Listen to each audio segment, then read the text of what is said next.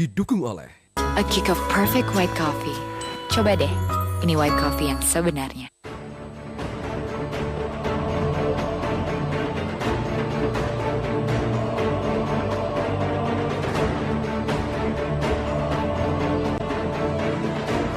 Salam Digajar, Persatuan Indonesia.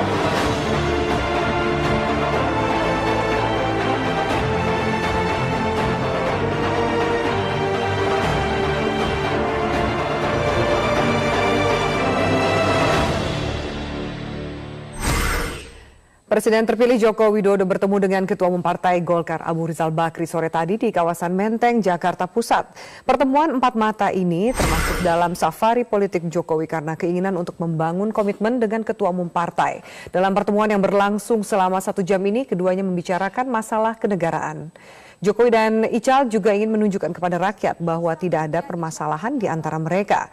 Perbedaan hanya terjadi dalam urusan politik semata. Jelang pelantikan Jokowi sebagai presiden, dan sampai saat ini Jokowi memang belum pernah mengumumkan siapa saja nama-nama orang yang akan masuk ke dalam kabinet pemerintah. Partai Golkar akan tetap bergabung dalam koalisi Prabowo dan akan bertindak sebagai partai oposisi pemerintah mendatang. Jokowi menilai hal ini sangat baik karena Golkar berfungsi sebagai pengawas pemerintahan. Ini hanya persoalan ada ya biasa dalam politik ada perbedaan, dalam demokrasi itu juga ada perbedaan, saya kira itu hal yang sangat wajar. Dan tadi terakhir juga saya tanyakan mengenai posisi Golkar seperti apa, Pak Abu Rizal Bakri seperti apa. Beliau menyampaikan akan tetap pada posisi di koalisi Merah Putih, dan juga bagus menurut saya sebagai sebuah keseimbangan, check and balance, sehingga dalam kita mengelola pemerintahan nanti ada yang mengontrol, ada juga ikut mengawasi. Saya kira dalam sebuah manajemen kenegaraan. Ya, baik, Misalnya untuk membahas apa saja kemudian alasan dan dampak dari hasil pertemuan antara Presiden terpilih Joko Widodo dengan Ketua Umum Partai Golkar Abu Rizal Bakri, langsung saya perkenalkan narasumber saya saat ini ada Pak Ikrar Nusabakti. Selamat malam, Pak Ikrar, pengamat politik, dan juga ada Wasekjen dari PDIP, Mas Ahmad Basara. Selamat malam, Malam, Mas Mbak Afi. Baik, terima kasih para narasumber sudah hadir di Prime Time News. Saya ke Anda dulu, Mas Bas. Ini agenda ini merupakan inisiatif dari PDIPK, tim transisi, atau Jokowi sendiri untuk bertemu dengan sejumlah ketua umum dari partai politik? Ya, yang pertama saya ingin menggarisbawahi bahwa apa yang barusan kita lihat bersama-sama adalah satu contoh tontonan politik yang dapat menjadi tuntunan bagi bangsa ini. Ya, karena sesungguhnya rakyat kita, saya kira sejak Pilpres, pasca Pilpres sampai dengan hari ini acap kali disuguhi tontonan yang tidak menjadi tuntunan bagi masyarakat kita. Pertemuan Pak Abu Rizal Bakri dan Pak Jokowi, saya kira adalah satu prakarsa yang sangat baik, ya, satu inisiatif yang sangat baik, terlepas dari manapun datangnya itu. Ya, tetapi kalau dalam pertemuan tadi yang saya ketahui adalah inisiatif Pak Jokowi, di mana sebelumnya pertemuan serupa juga dilakukan oleh Pak Jokowi bersama-sama dengan pimpinan MPR, ya, yang saya kira dari situ menggambarkan bahwa betapa komunikasi politik antara Pak Jokowi dengan pimpinan-pimpinan negara yang lain itu begitu mudah untuk dilaksanakan. Ya. Bagi saya, Afi, pertemuan hari ini Pak Jokowi dan Pak Abu Rizal Bakri memberikan pesan, beberapa pesan kepada kita. Yang pertama, bahwa Pak Jokowi sadar betul bahwa 6 hari lagi beliau akan dilantik menjadi Presiden Republik Indonesia. Beliau menjadi Presiden seluruh bangsa Indonesia. Bukan lagi menjadi Presiden Indonesia hebat, bukan lagi Presidennya PDI Perjuangan, atau bahkan Presidennya orang Solo. Ya. Beliau adalah Presiden Republik Indonesia. Karena menyadari betul bahwa beliau menjadi Presiden Republik Indonesia, tanggal 20 Oktober akan disumpah untuk setia kepada Pancasila, Undang-Undang Dasar 45, berlaku adil dan sebagainya.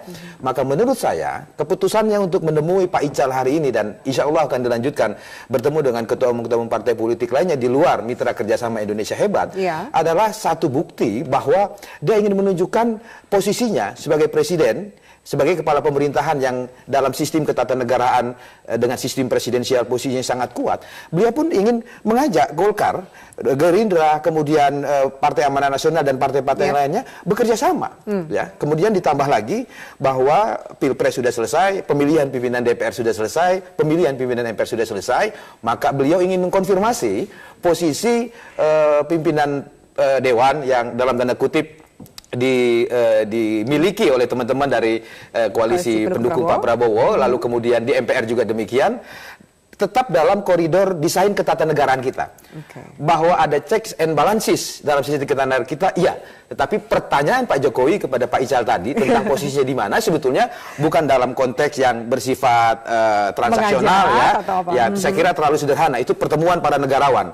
Beliau berdua ingin saling mengkonfirmasi bahwa Pak Jokowi akan menjalankan tanggung jawabnya sebagai kepala pemerintahan nasional, lalu kemudian Pak Jokowi ingin mengkonfirmasi bahwa Pak Ical sebagai ketua umum Partai Golkar yang memimpin koalisi pendukung Pak Prabowo dan Pak Hatta di parlemen juga akan menjalankan fungsinya sesuai dengan kaidah-kaidah dan norma-norma yang diatur dalam konstitusi dan undang-undang kita. Saling menjaga dan juga saling bekerja sama, kurang lebih poinnya adalah itu. Pesan yang dapat kita tangkap dari pertemuan kedua negarawan kita hari ini. Oke, baik, Mas. Kita akan jeda. Namun sebelum saya ke Pak Ikrar, mungkin juga pertanyaan yang bisa dijawab setelah jeda adalah kenapa kemudian dari rangkaian ketua umum yang dipilih pertama adalah Golkar? Apakah ini juga ada maksud tertentu? Dan soal ajakan pertanyaan tadi Jokowi ke Abu Rizal Bakri, kita akan bahas usai jeda berikut ini. Pemirsa, tetaplah bersama kami di Prime Time News.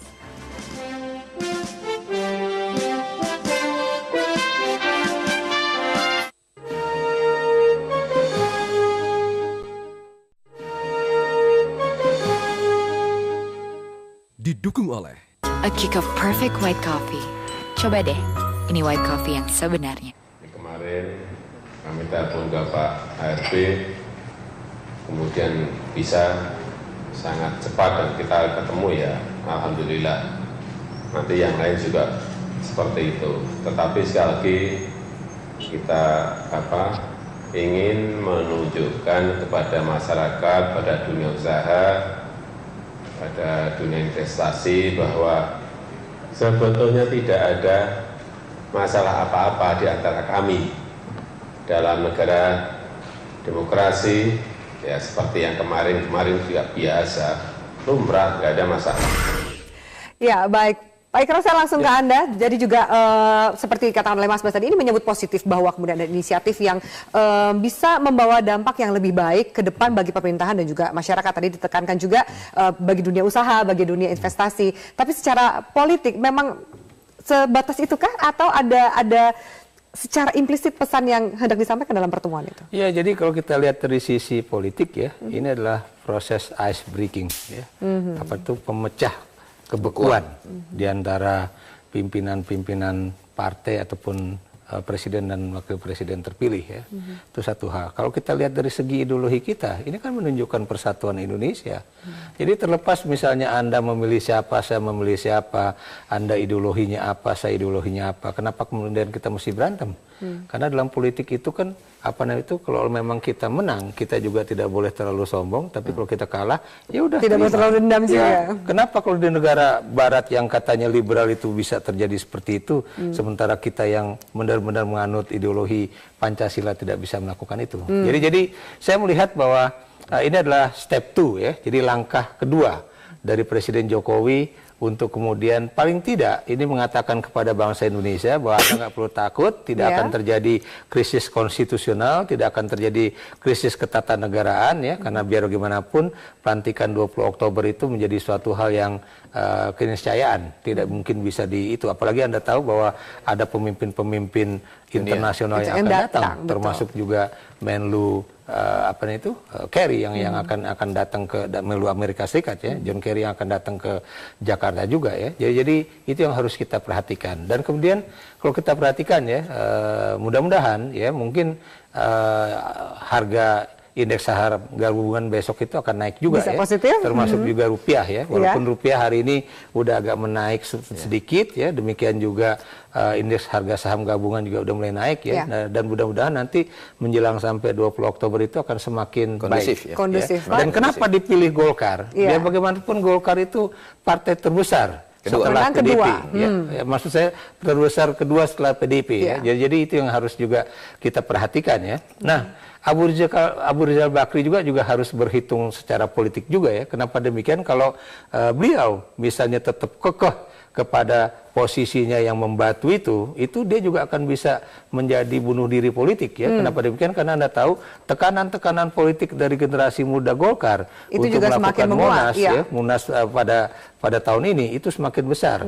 Nah, kalau kemudian dia tidak ingin misalnya melakukan pencairan hubungan politik dengan Jokowi dan JK, ini bukan mustahil nanti pada Munas 2015 bulan April ini juga bisa habis, dan ini yang menjadi satu yang juga harus dipertimbangkan juga oleh Abu Rizal Bakri. Tapi yang jelas saya berharap atau kita semua berharap tidak ada deal-deal politik antara persoalan misalnya politik mengamankan pelantikan presiden dan wakil presiden dengan deal persoalan hukum ataupun persoalan pajak ataupun persoalan ekonomi yang lain ya. Kenapa demikian? Karena kalau itu terjadi, ini buat saya ini bukan jadi titik awal yang baik, tapi juga menjadi titik awal yang buruk. Karena transaksi-transaksi yang boleh dikatakan negatif semacam itu. Baik, Mas Bas, kemudian kan kita tahu bahwa pertemuan berlangsung 1 jam dan agak sedikit mendadak karena baru dirancang sekitar 2 hari sebelumnya. Bagaimana kemudian menjaga opini kepada masyarakat bahwa silaturahmi ini murni untuk membangun dan juga bebas dari deal-deal yang dikatakan oleh Prof. Ikrar tadi? Iya, saya kira apa yang kita dapati dari pernyataan Pak Jokowi maupun respon dari Pak Rizal Bakri dalam pertemuan sore ini mengkonfirmasi substansi pertemuan tersebut, bahwa sekali lagi saya katakan dalam pertemuan tersebut Pak Jokowi mengambil inisiatif untuk membangun pertemuan sebelum dengan Pak ARB hari ini kemarin bertemu dengan pimpinan-pimpinan MPR ya, sebelumnya ketemu dengan Ketua DPR Pak Setia Novanto yang notabene adalah tokoh-tokoh atau elit politik dari partai-partai politik pendukung Pak Prabowo dan Pak Hatta. Nah, apa yang dibicarakan oleh Pak Jokowi dan Pak Ical hari ini adalah mengkonfirmasi tentang posisi politik masing-masing. Posisi politik yang saya maksud adalah dari sisi Pak Jokowi, beliau ingin mengkonfirmasi kehadirannya seorang diri dalam pertemuan tersebut, ingin mengatakan kepada publik dan juga kepada Pak Abu Rizal Bakri dan teman-temannya bahwa 6 hari lagi beliau akan menjadi Presiden Republik Indonesia. 6 hari lagi beliau akan menjadi kepala pemerintahan Republik Indonesia. Posisi itu. Sehingga sebagai kepala negara, sebagai presiden terpilih, dia ingin menunjukkan posisi politiknya yang dapat berkomunikasi, berkoordinasi dengan semua komponen.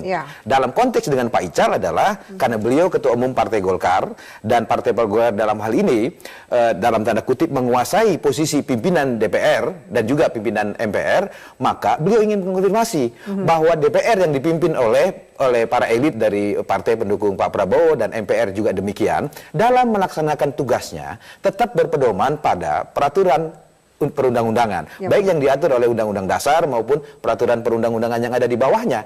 Karena inilah sebetulnya sistem ketatanegaraan yang ingin kita bangun. Satu checks and balances yang membuat pemerintah dalam melaksanakan kewenangannya, melaksanakan kekuasaan pemerintah nasional juga harus berpedoman pada aturan main, pada peraturan perundang-undangan. Karena di sebelah sana ada lembaga lain yang mengawasinya. Nah, kalau ini berjalan sesuai dengan peraturan perundang-undangan, menurut saya seperti Prof. Ikrar katakan tadi, tidak perlu lagi ada kekhawatiran bahwa proses ketatanegaraan kita ke depan ini akan terjadi suasana yang sangat mencekam karena ada skenario penjegalan, skenario kudeta konstitusional dan lain sebagainya. Dan oleh karena itu, saya berharap ice breaking yang dilakukan hari ini akan terus berlanjut. Ya, kami berharap besok Pak Jokowi bertemu dengan Pak Hatta, Pak Jokowi bertemu dengan Pak Prabowo, ya, dan semua ketua umum partai politik. Apakah ada informasi siapa yang kemudian besok akan ditemui oleh Jokowi sejauh ini, Mas Bas? Ini kan situasi yang sangat dinamis ya, Mbak Afi ya. Semua keputusan itu diambil berdasarkan perkembangan lapangan. Jadi siapapun besok yang siap untuk bertemu dengan Pak Jokowi, saya kira Pak Jokowi siap. Karena memang beliau akan roadshow dengan seluruh ketua umum partai politik dari partai pendukung Pak Prabowo sebelum pelantikan beliau. Baik, gitu. saya akan mengajak Anda juga pemirsa nanti setelah jeda ini melihat bagaimana juga tanggapan dari Abu Rizal Bakri atas pertemuan bersama Jokowi tadi. Tetaplah bersama kami pemirsa di Prime Time News.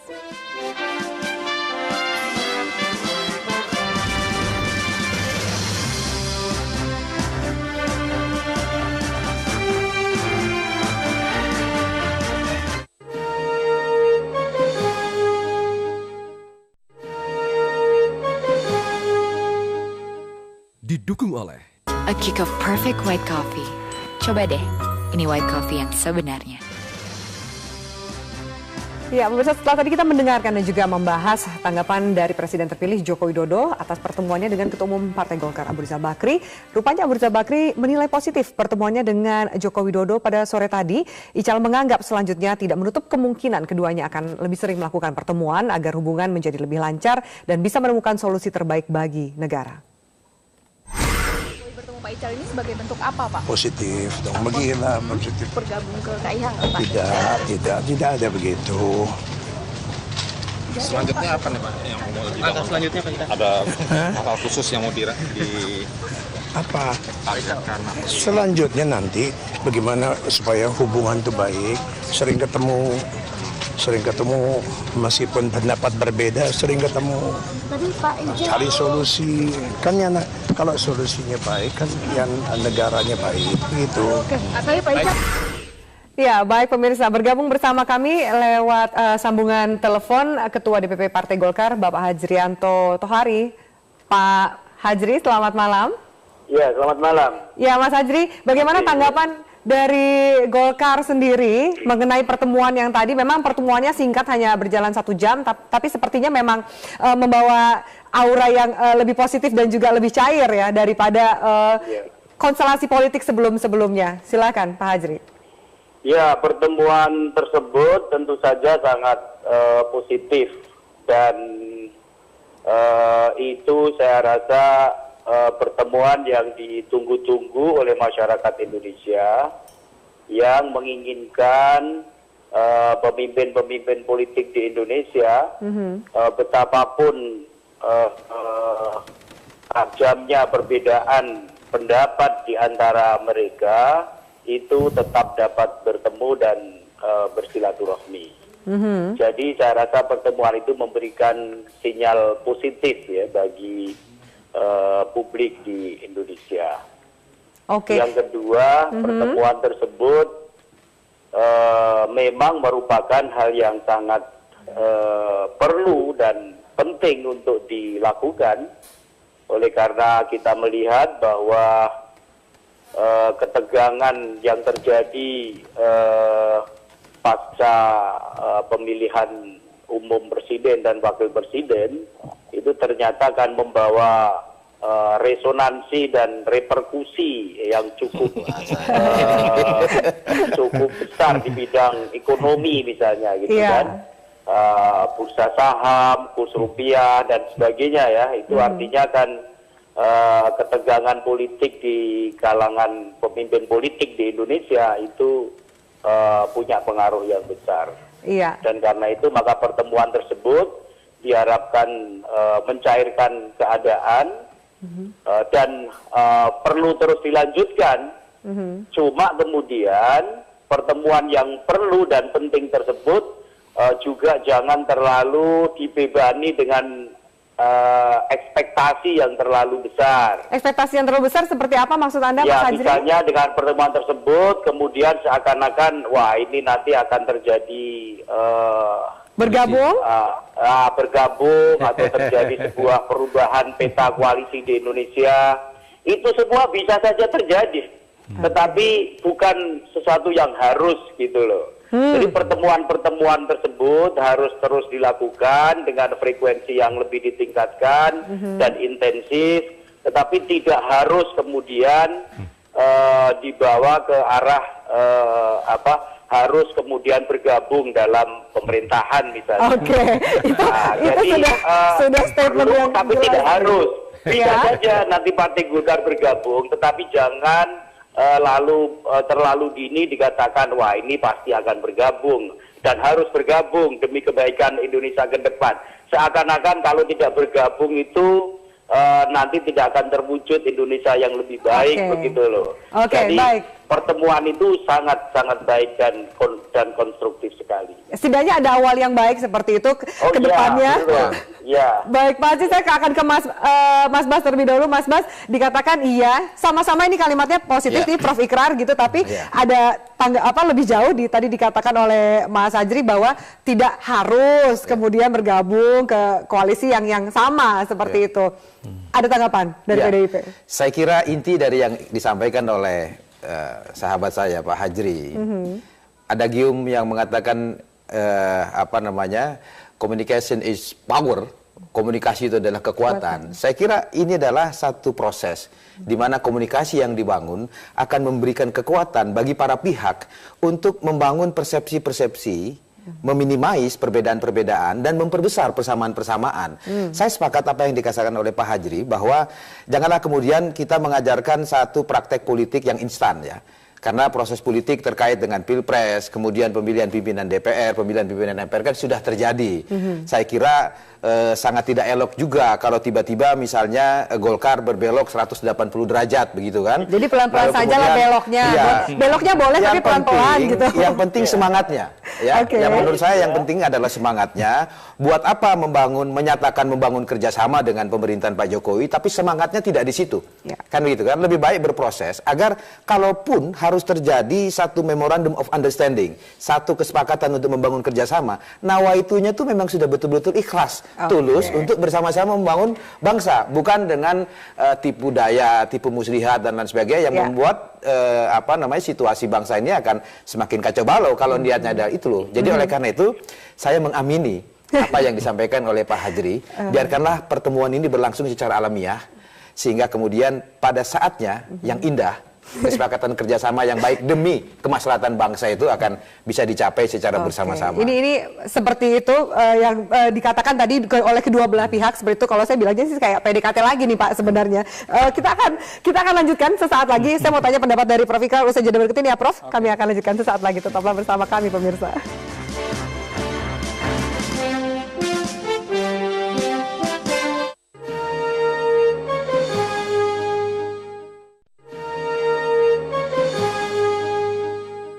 Didukung oleh A kick of perfect white coffee. Coba deh, ini white coffee yang sebenarnya. Baik, Prof, saya langsung ke Anda. Sudah kita dengarkan tadi statement dari masing-masing dua pihak, sama-sama positif, semangatnya sudah ada di situ, kebersamaan juga sudah mulai terjalin. Bagaimana Anda melihat ini ke depan? Ya, kalau kita lihat ya, itu yang tadi Mas Hajianto katakan bahwa jangan berharap terlalu tinggi ya, ya itu memang bisa saja terjadi. Tapi kan kita juga bisa melihat apa yang akan terjadi dalam 6 bulan ke depan. Mungkin pertanyaan Jokowi 6 bulan ini maksudnya adalah Munas sampai bulan April ya, ketika Munas Partai Golkar itu akan dilaksanakan ya. Dan kita juga tahu ya bahwa dalam 6 bulan ke depan ini pasti akan terjadi proses di internal Partai Golkar yang juga akan menggeliat ya. Ya mungkin pertanyaan Jokowi mengenai bagaimana posisi Golkar, mungkin saat ini bukan Abu Rizal yang menjawabnya.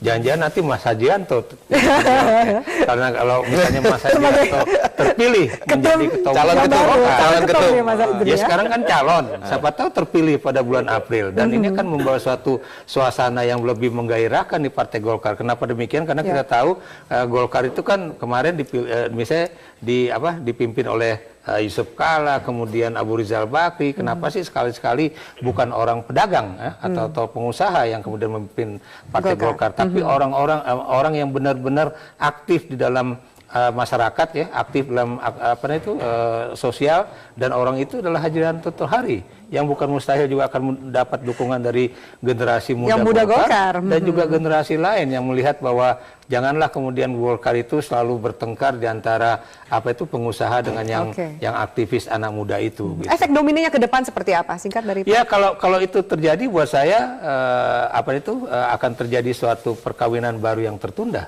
Perkawinan baru yang tertunda. Ya kalau selama ini misalnya Golkar udah bertunangan dengan Gerindra, ya mungkin siapa tahu bahwa tunangan sama yang mana ntar kawinnya sama yang mana nih, Bro? Itu bukan mustahil akan terjadi. Baik, Pak Hajianto silakan statement terakhir, closing statement dari Anda. Mau Anda amini juga doa dari Prof Ikrar tadi, Pak Hajianto? Ya, terima kasih sekali atas berbagai pandangan dari Prof Ikrar Nusabakti itu. Saya hanya mengamini saja. Yang kedua, menurut saya Partai Golkar harus bekerja sama dengan Presiden terpilih Jokowi dan juga dengan PDI Perjuangan. Tetapi kerjasama tersebut jangan diberi pengertian sebagai suatu keharusan bahwa Partai Golkar masuk ke dalam kabinet Presiden Jokowi nanti. Ya.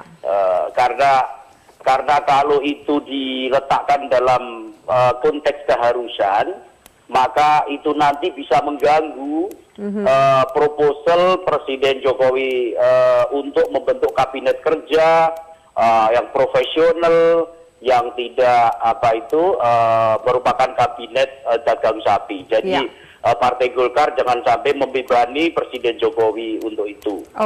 Dan juga Presiden Jokowi juga jangan terlalu punya ekspektasi bahwa kerjasama tersebut harus mengambil bentuk Golkar masuk ke dalam kabinet dari sisi Partai Golkar, supaya Partai Golkar juga tidak mendapatkan citra yang buruk dan negatif dari masyarakat. Oh, Golkar ini bisanya cuma masuk ke dalam pemerintahan, tidak pernah bisa berada di luar pemerintahan. Jadi Partai Golkar biarkan secara natural aja ya, Pak Hadrianto ya. Biarkan secara natural aja komunikasi dan kebersamaan antara Golkar dan PDIP terjadi. Harus dilakukan, kerjasama harus dilakukan, tapi kerjasama jangan selalu diberi pengertian harus masuk dalam kabinet, lalu kemudian kalau di luar kabinet berarti bermusuhan, berlawanan, dan tidak bekerja sama. Baik, Mas Hajri, terima kasih. Mas terakhir dari Anda, silakan. Yang pertama saya ingin mengamini semua yang baik-baik, ya, termasuk mengamini sahabat saya Pak Hajri yang akan maju menjadi calon ketua umum Partai Golkar. Kemudian yang kedua, kita patut bersyukur sebagai bangsa bahwa atmosfer politik nasional dalam 3 hari belakangan ini mulai menunjukkan tanda-tanda yang menyejukkan dan menenteramkan hati masyarakat. Ya. Setelah pertemuan Pak Jokowi dengan pimpinan MPR, sebelumnya ketemu dengan Ketua DPR, dan hari ini bertemu dengan Pak Abu Rizal Bakri, saya kira peristiwa itu adalah peristiwa yang juga ditunggu-tunggu oleh masyarakat kita. Rakyat Indonesia di seluruh tanah air, saya kira sudah ingin mendapatkan apa yang disebut oleh Pak Jokowi sebuah kegembiraan politik, kegembiraan mengikuti proses demokrasi yang selama beberapa bulan terakhir ini masuk dalam suasana yang penuh dengan ketegangan, suasana yang penuh dengan kecurigaan, seolah-olah kita bukan keluarga besar bangsa Indonesia. Ya, sehingga oleh karena itu mari kita syukuri dan kita berdoa agar atmosfer yang baik ini akan terus semakin baik di kemudian hari, dan pengambilan sumpah Pak Jokowi tanggal 20 Oktober yang akan datang akan terlaksana dengan penuh hikmat dan kebijaksanaan. Baik. Amin untuk semua doa yang positif. Terima kasih banyak Mas Hadrianto Tohari, Mas Bas, dan juga Pak Ikrar. Terima kasih banyak atas waktunya. Dan pemirsa jangan kemana-mana, Prime News akan masih berlanjut. Benarkah muktamar P3 yang digelar oleh kubu Romahur Muzi besok bisa dibaca sebagai langkah P3 yang ingin segera bergabung ke pemerintahan Jokowi JK? Rekan saya Wahyu Wibowo akan mengulasnya sesaat lagi.